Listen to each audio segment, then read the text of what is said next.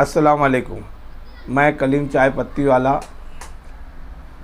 मालेगांव शहर की तमाम आवाम से गुजारिश करता हूं कि हमारे लिए ये एक बहुत खुशी की बात है कि कई सालों से हमारे शहर में इज्तिमा नहीं हो रहे थे लॉकडाउन की वजह से।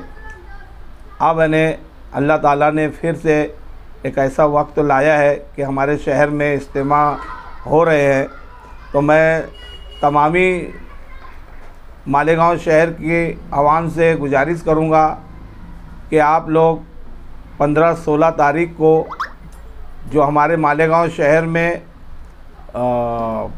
एमडीसी एरिया में जो इज्तिमा होने जा रहा है, तमाम लोग उसमें शिरकत करें और दीन की बात सुने और उस पर अमल करें और एक अच्छाई यानी अपने ईमान को ताज़ा करें।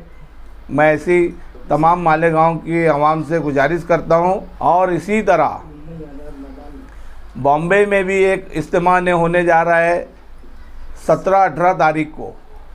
वहाँ भी यानी लोग यानी शिरकत करें और उलमाओं की बात को सुने और अपने ईमान को ताज़ा करें।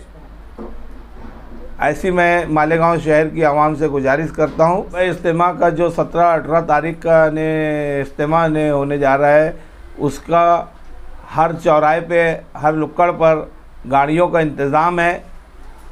तमाम लोग वहाँ से अपनी बॉम्बे जाने की तैयारी करें और दोनों इज्तिमाओं में शिरकत करें।